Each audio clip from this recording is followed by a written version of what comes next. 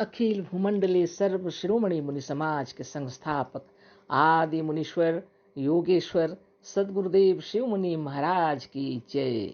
उपस्थित साधु सज्जन वृंद, संत वृंद, साधक वृंद, आध्यात्म ज्ञान के जिज्ञासुओं और प्रेमियों, आप सबको मेरा कोटिशः नमन, सप्रेम जय जीव।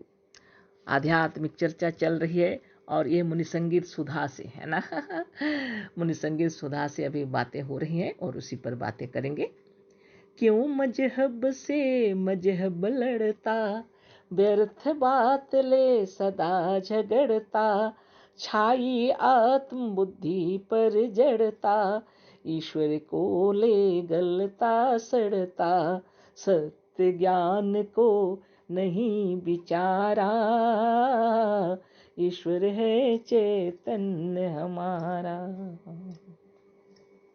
सदगुरुदेव शिव मुनि महाराज की जय और रचयिता राम लखन मुनि जी की जय, है ना। कितनी सुंदर बात है। मजहब बना के रखे हैं हम लोग, संप्रदाय गढ़ के रखे हैं हम लोग, और व्यर्थ बात को लेकर के लड़ाई झगड़े कर रहे हैं। यह व्यर्थ की बातें हैं। एक मजहब दूसरे मजहब से लड़ रहा है, क्या आवश्यक है बताइए। ये मजहब बनाने वाले तो हम लोग हैं। मजहब हम लोगों को बनाया है क्या? मजहब को हम लोगों ने बनाया है। व्यर्थ को बातों को लेकर लड़ाई करके क्या फायदा? जिससे हमारी उन्नति हो, जिससे सबका कल्याण हो, उससे बढ़कर कोई धर्म नहीं है। ये मजहब बना के इतनी झगड़े हो जाते हैं बताइए। हिंदू मुस्लिम सिख ईसाई बना बना के रखे हैं और एक दूसरे के विरोधी बने बैठे हैं, है ना। और ये बहुत दुख की बात है। कभी कभी लोग एक दूसरे को मार डालते हैं, ये सबसे विरोधी समझ करके बताइए। किसी को जान से मार देते हैं। ये मजहब को लेकर के इतनी लड़ाइयाँ चलती हैं। ये व्यर्थ बात नहीं है क्या? आप सबको तो पता है ना। लेकिन लोग इसमें फंसे हुए हैं, है ना। कैसे फंसे हुए हैं? फंसा के रखे हैं क्या किसी ने? स्वयं अपने आप फंसे हुए हैं ना। लेकिन यम नियम का पालन करते हुए जब सद्ज्ञान हो जाएगा, जब आत्मा ही ईश्वर है, तो सभी ब्रह्म ही दिखलाई पड़ेंगे। ब्रह्म छोड़ के कोई दिखलाई नहीं पड़ेगा दूसरा। तो मजहब भी जो दिख रहा है, मजहब भी नष्ट हो जाएगा ना। वास्तव में इस शरीर के अंदर जो विराजमान है, वह सद्ज्ञान आपको मिल जाए अगर, तो मालूम हो जाएगा कि यही अजर अमर अविनाशी है, यही चेतना, यही ईश्वर है वास्तव में। और बिना शरीर के इसका दर्शन नहीं किया जा सकता। इसीलिए सनातन इसका नाम दिया गया है ना। जो तन में ही सना हुआ है, वही शाश्वत है और अजर अमर अविनाशी है। ऋषि मुनि महर्षि तपस्वी बहुत ध्यान तपस्या और तपोबल से इस तत्व को जान लिए। यह ईश्वर स्वयं अपना आप है। जिसको बाहर में ढूंढ रहे हैं, वो बाहर में नहीं मिलेंगे, मिलेंगे आपके भीतर, और मिलेंगे इसी जीवन जितना दिखलाई पड़ रहा। तो सबसे पहले अपने आप बनाना पड़ता है अच्छा। दूसरों को समझाना, दूसरों को बतलाना वह कठिन काम है, जिसकी वजह से ये लड़ाइयाँ हो रही हैं। स्वयं को समझाना है, दूसरों को नहीं, है ना। ये मजहब गढ़ गढ़ के रखे हैं। ये मजहब के कारण से ये धर्म संप्रदाय गढ़े हुए हैं, जिसकी वजह से ऊंच नीच, छोटा बड़ा, जात भेद भी बन गया है बहुत तरह का, जिसकी वजह से लड़ाइयाँ हो रही हैं। इन लड़ाइयों से परे इस विश्व को सुंदर स्थान पर ले जाने के लिए सदगुरुदेव शिव मुनि महाराज अवतार लिए थे, है ना। वो चाहते थे अभी इस संसार में जो तकलीफ है, लड़ाई झगड़े हो रहे हैं, दंगा फसाद हो रहे हैं, उससे अलग इस आत्मा को सुख शांति की ओर ले चलो। ये राजनीति और मजहब संसार को कष्ट दे रहे हैं, है ना। इससे अलग ले चलो, है ना। साधन ध्यान तपोबल से अपने आप को जानने के लिए कहीं दूसरी जगह जाना नहीं पड़ता।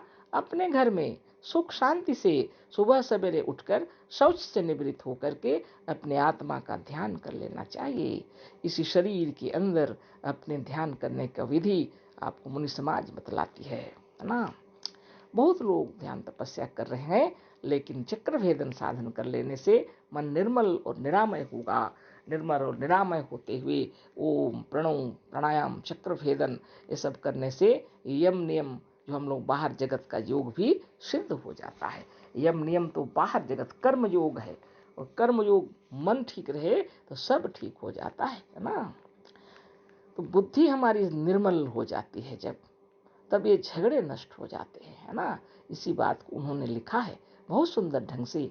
क्यों मजहब से मजहब लड़ता, व्यर्थ बात ले सदा झगड़ता, छाई आत्म बुद्धि पर जड़ता, ईश्वर को ले गलता सड़ता, सत्य ज्ञान को नहीं विचारा, ईश्वर है चैतन्य हमारा। धन्य हो, है ना। तो बुद्धि में जो जड़ता छाई हुई है, आत्म बुद्धि हमारी नष्ट हो गई है। जो जैसा बोल रहा है लोग उसके हिसाब से चल रहे हैं। आत्मज्ञान नहीं होने से दूसरों की बातों में चलना पड़ता है ना। दूसरों की बातों को लेकर के लोग दौड़ लगा रहे हैं। जो कोई कुछ बोल दिया उसी के पीछे चल रहे हैं। वास्तव में ऐसी कोई बात नहीं है। अगर आप अच्छे कर्म करेंगे तो अच्छा फल मिलेगा, ऐसी बात है। लेकिन आजकल तो लोग ऐसा भी बोल रहे हैं कर्म ही प्रधान नहीं है बोल रहे हैं, जबकि साफ लिखा हुआ है कर्म प्रधान विश्व करी राखा। तो लोग कर रहे हैं, कर्म करने से फल मिलेगा वो तो है, लेकिन ईश्वर देते हैं, ईश्वर फल देते हैं। अगर ईश्वर फल देते हैं तो ईश्वर कौन है? चेतन हमारा, है ना।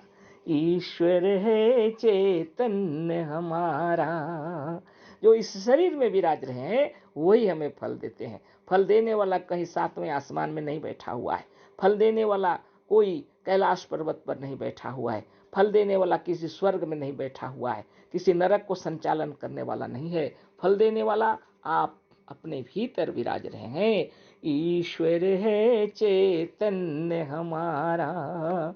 यही चेतना, ये आत्मदेव ने इस संसार को जब रचा हुआ है और इसके अंदर में जो विचार किया हुआ है वह इसका कोई काट नहीं, है ना। क्योंकि जो जैसा कर्म करेगा वो वैसा ही फल मिलेगा। ये आत्मदेव जो सृष्टि करता है उन्होंने नियम बनाया हुआ, बाकी नियम तो मनुष्य ने बनाए हैं। स्वर्ग नरक की कल्पना कर लिए हैं, ईश्वर परमेश्वर की कल्पना कर लिए हैं, मजहब बना के रखे हुए हैं, लड़ाई झगड़ा दंगा फसाद को रोकने के लिए राजनीति बनाए हुए हैं, इतने पुलिस बनाए हुए हैं, इतने देखने वाले सब प्रकार के गार्ड रखे हुए हैं, इतने प्रकार के डॉक्टर बने हुए हैं, सब शरीर की रक्षा करने के लिए बने हुए हैं। लेकिन आज इतनी इतनी खराब हो गई स्थिति कि लोगों का प्राण बचाना मुश्किल हो गया। आप देखिए, लड़ाई झगड़े दंगा फसाद होते थे उसको अलग बात, चोर भी बहुत बहुत हो गए। वो चोरी कभी होती थी धन दौलत की चोरी होती थी। आज स्थिति इतनी खराब हो गई है लोग जीवित प्राणियों की चोरी कर रहे हैं। मनुष्य आत्मा की चोरी हो रही है। बच्चों को चुरा रहे हैं लोग, बताइए तो क्या हुआ है। ये धन और दौलत के पीछे दौड़ रहे हैं लोग और अपने ब्रह्म ज्ञान को नष्ट कर दिए हैं, है ना। कुछ भी ज्ञान नहीं है किसी के पास, बेकार की बातें करते हैं, ईश्वर की बात करते हैं और लड़ाई करते हैं, दंगा फसाद करते हैं। बताइए आपको पसंद है क्या? आपको पसंद है कि नहीं? आप अपनी आत्मा से पूछिए और सत्य ज्ञान पर विचार कीजिए। वास्तव में चेतन ही ईश्वर है। ईश्वर किसी सातवें आसमान में नहीं रहते, बाहर में रहते हैं, शरीर के सातवें आसमान के ऊपर। ईश्वर किसी बाहर के कैलाश पर्वत में नहीं रहते, इस शरीर के कैलाश पर्वत में रहते हैं। ईश्वर किसी बाहर किसी स्वर्ग में नहीं रहते, इसी शरीर में अपने मस्तक कोष के अंदर प्रवेश करने का स्थान है। इसलिए उसको स्व विसर्ग का अपने भीतर की ओर गमन करना ही स्वर्ग है ना। पोथी में जो लिखा हुआ है नहीं पहचान करने के कारण, नहीं समझने के कारण लोग बाहर की दुनिया में दौड़ लगा रहे हैं। अच्छी तरह समझना पड़ेगा अपने हृदय के अंदर। इसलिए सद्ज्ञान का विचार करना है। जितनी बुद्धि तो छाई हुई है सबके भीतर जड़ता, आत्म बुद्धि पर जड़ता छाई हुई है। जैसे जड़ पदार्थ को यहाँ से वहाँ आप उठा के रख सकते हैं, उसी प्रकार जितने बड़े बड़े लोग जिसको लोग समझ रहे हैं, कोई पंडित पादरी मौलवी ये सबको बड़े स्थान पर दिया गया है ना। और वो लोग जो बताते हैं लोग उसी को करते हैं, चाहे इसके लिए किसी की जान चली जाए कोई बात नहीं। ये लोग जो बता रहे हैं वही सत्य है, वो सोच रहे हैं। सोचिए, आप विचार कीजिए, है ना। बहुत बड़ी बात है ना। सत्य ज्ञान को नहीं विचारा, ईश्वर है चैतन्य हमारा। फिर आगे चर्चा करेंगे। सब प्रेम जय जीव, अशेष धन्यवाद, कोटिशः नमन।